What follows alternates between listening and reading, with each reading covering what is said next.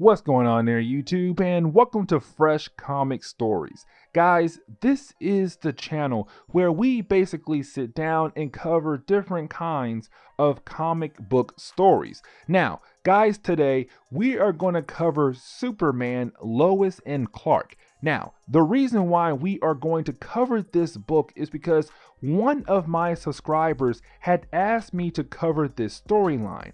And so we are going to sit down and basically cover this storyline. Now, real quick side note, this storyline is 8 books long. And so what we did here is that we broke this storyline up into 2 videos. So today, guys, we're going to cover the first half of this storyline. Next Friday, we'll cover the second half of this storyline. So guys, I do hope you enjoyed this video. If you do, please hit that like button down below and also subscribe. Also, any suggestions on books I should read, well, let me know in the comments below, because you never know, your suggestion could be a future video down the road. Also guys, one more side note, we are playing catch up, and what I mean is that you guys have been giving me a bunch of different storylines to read, and so guys, please give me some time to catch up on your requests to make those videos come out. But anyways, let's go ahead and dive into Superman, Lois and Clark Part 1. So when it comes to Lois and Clark, the series, this was something special because this was the book that brought back the pre-New 52 Superman. Remember that back in the beginning of the New 52 era, it was stated that this was a reboot, meaning that every DC comic from before 2011 were erased from the comic book history. 2011 was a new beginning for DC Comics, but when they got closer to the end of the New 52, they wanted to get rid of the New 52 Superman and bring back the one fans love more, which is the one from before the New 52 Superman. And this is the series that explains how the pre-New 52 Superman came back from a timeline that is supposedly no longer around. But the story starts off with us finding out that the pre-New 52 Superman has been around ever since the Justice League first fought together to defeat Darkseid, which that storyline took place in the New 52 Justice League Volume 1. But it is us learning that he has been around for 5 years, since that storyline took place 5 years ago from the present day.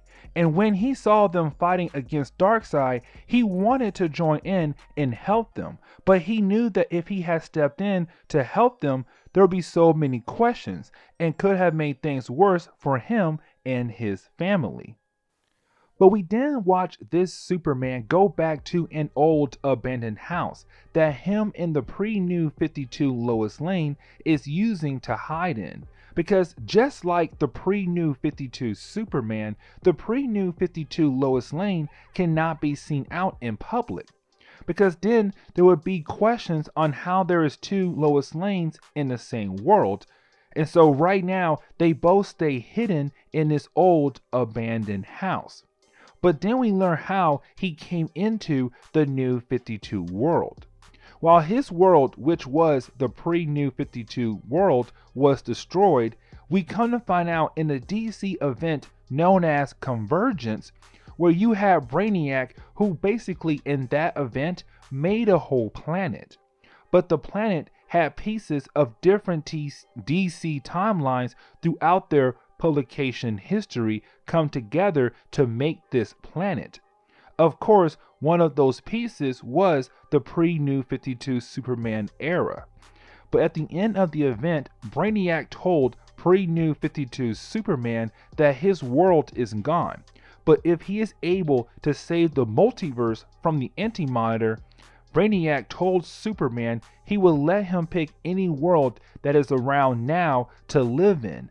Of course, Superman and Lois Lane chose the New 52 world. But jumping back to the main story, we learned that after watching the New 52 Justice League defeat Darkseid, you had Superman say it is better for him, Lois, and their son Jonathan to stay hidden, which then leads to him putting away his Superman outfit to stay hidden from the world. And so we jump forward to the present day, where Jonathan Kent is now 5 years old, and they turned the abandoned house into a farm. They are going by their same names, but changed their last names to the Whites. But we also learned that Superman did put away his classic outfit, but he wore his black outfit to kind of help him to stay hidden from the world when he is out there, because him and Lois are trying to prevent things from happening like those things did on their own Earth. For example, the ship Excalibur, which is holding Hank Henshaw, is about to come back to Earth, which could mean a new 52 Cyborg Superman. Now guys, if you are new to DC Comics, back in the 90s, the mid 90s be more exact, we saw the death of Superman, but after he died, we got a new character named Cyborg Superman. Now, his whole origin story is very weird and sometimes it's kind of hard to explain, but to give you a quick rundown, Cyborg Superman is Hank Henshaw, and back in the pre-New 52 era, he was this astronaut who worked for NASA. But while he was out in space with his crew, including his wife, they all got hit by a solar flare, and basically when they came back home, their bodies start to mutate. But the problem is though, after they came back to Earth, one by one, each crew member died, including Hank Henshaw's wife. And so what happened next? Hank Henshaw started to die very slowly. His body started to fall apart. And so what he did, by using NASA technology and also Kryptonian technology, he was able to give himself a new body. Of course, the Cyborg Superman body. And so with that right there, he became one of Superman's most dangerous foes. And so right now, the pre-New 52 Superman is afraid of the same thing happening in the New 52 world.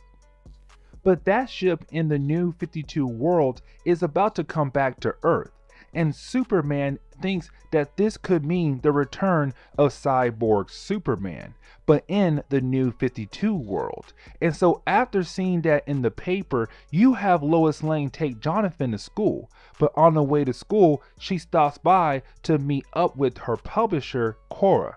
And we learn that for the pre-New 52 Lois Lane, she is writing books about this terrorist group called Gang, but she's using a fake name, and that name of course is Author X, as a way to keep the world knowing anything about her, but still getting the chance to write something. Now we jump over to the pre-New 52 Superman, and right now you have him going to space to check up on the Excalibur ship that is of course flying back into Earth. But when Superman sees it, he realizes that the spaceship is flying out of control. And so you have Superman go and save this ship because he is scared of this leading into the birth of Cyborg Superman. And so you have Superman go be a hero and save this spaceship and make sure it lands safely in the middle of some random island. But when Superman opens up the ship, we come to find out that Hank Henshaw is the only person on the ship. And so the question comes up, where is the rest of the crew on this ship? Now we jump over to this random planet and we get this one-page setting of someone looking for some kind of item. But this item this person is looking for and was hoping to be here comes to find out that it is not here. And the question is though, what is the item this person is looking for? And so with the second chapter, we pick back up at the island where Superman put the Excalibur ship at. Now we pick up with the military moving in on the ship to see what in the world is going on. Because they have a ship that crash land on this island, but there's not one member from the team who were on the ship there. And so you have this random detective trying to figure out what happened to the ship and what happened to the crew. But you have one of the guards of the military show the detective, which his name is Mr. Chambers, that they have footage of something human helping the ship out and safely crash landing on this island.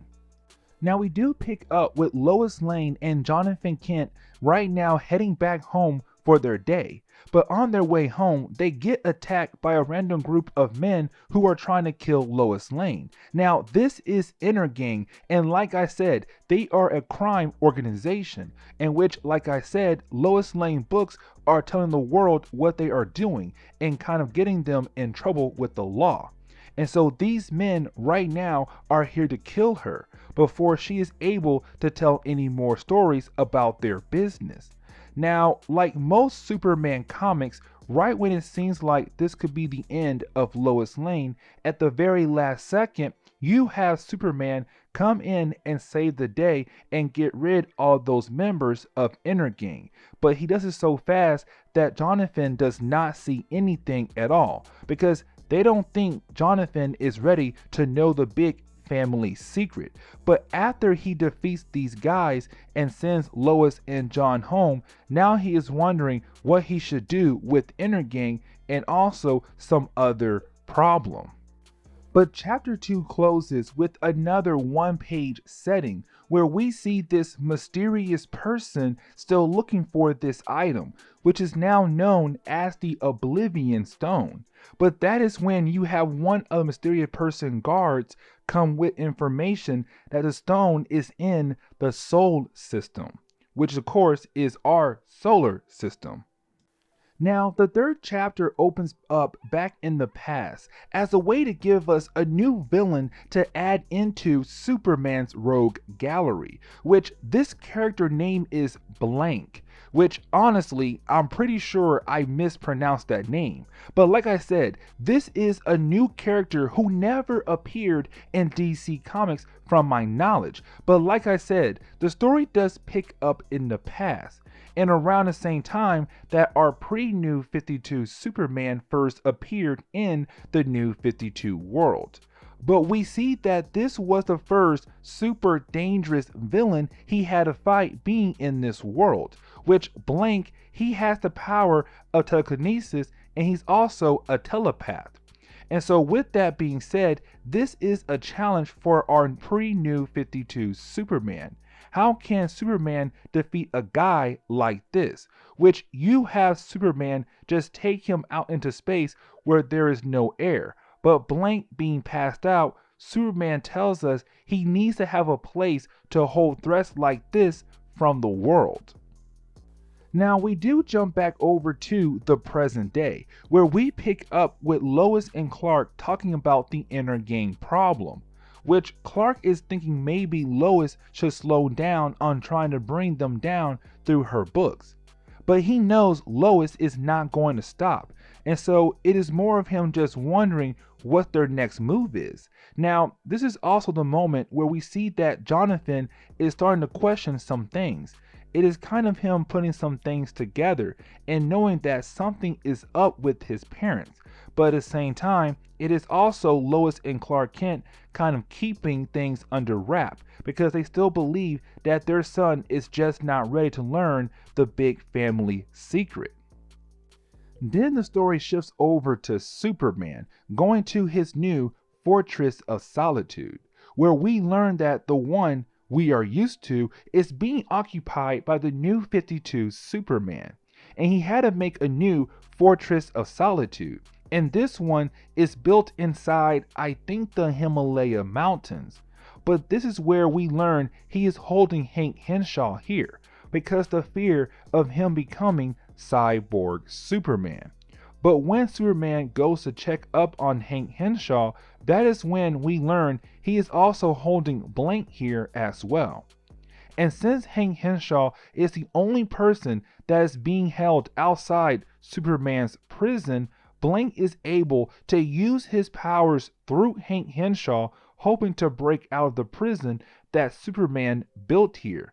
But also, while Blank was reading the mind of Hank Henshaw, he also read the mind of Superman and now knows about Lois and Jonathan and planning to go after them. But using Hank Henshaw and his powers, he was able to knock out Superman and break out of the prison he was trapped in. Now we do get a couple one-page settings showing us things are about to get very more interesting very soon, which the first page gives us the leader of Energang, which his name is Bruno Manham. Honestly, once again, I'm mispronouncing names. And he is the one leading Energang, and now his next goal is to go after Lois Lane before her next book. Then the last page shows us that this mysterious person has arrived in the Soul System and still looking for the Oblivion Stone. But when our mysterious character asks the person where the stone is, this person tells us that he had lost the stone somewhere in the Soul System. And now the question is, where though? Now, the fourth chapter, we pick back up with Lois Lane and Jonathan right now about to visit Cora, which once again is the publisher Lois goes to get her books published. Remember, this next book is supposed to break down Energang, and that her last book is holding all of their secrets. But the problem comes when she arrives to the office of Cora, where she finds out that Cora is not there. But then she sees a note on the desk of Cora where she finds out that she has been taken by Energang. And so you have Lois take her son and run out the office before Energang grabs her as well. But as she's running out the office, she runs into the leader of Energang, which is Bruno. Which this is us in her learning that he knows that she is the author of all those books that's telling stories about his criminal organization. But he does not take her in or try to kidnap her. He just makes his appearance known so that she knows that they know about her and what she is trying to do. But now we jump over to Superman fighting against Blank, who is right now controlling Hank Henshaw as well. But this point in the chapter where you have the book just give us a few pages of them fighting against each other, where honestly it's again showing us how can Superman defeat someone like Blank, but not make the story do the same thing twice in a row. You would think Superman would find a way to beat Blank in this chapter, but honestly in this chapter you have Blank win, which we see Blank just bury Superman deep in the mountain, hoping he would not return at all. And Blank is now moving on to his next goal, which he tells Hank Henshaw they have to get to California. Now we do jump over to a one-page setting once again. This time we get to see our mysterious character has reached a space station that was placed near Jupiter. Again, she is looking for the Oblivion Stone, but again cannot find it. But then one of her guards tells her that a smaller ship had left this space station and went to Earth, which of course this space station is the one Hank Henshaw left from. And guys, this is the end of today's video. And so guys, next Friday we're going to cover the second half of this crazy but beautiful series of Superman, Lois, and Clark. And so guys, please hit that like button down below and also subscribe for more comic book stories in the near future. Also, any suggestions on books I should read, well, let me know in the comments below, because you never know, your suggestion could be a future video down the road. Now guys, I am taking in all your suggestions and we are basically right now playing catch up. And so guys, please give me some time to catch up on on your suggestions because there are books I want to cover and there are books you guys want me to cover. And so I'm trying to find a mutual ground on how I'm going to do that. And so right now we are covering a lot of stories that you guys want me to cover. But anyways though guys, please hit that like and subscribe and we'll be catching up to more of your requests. But guys, I'll see y'all next comic book video.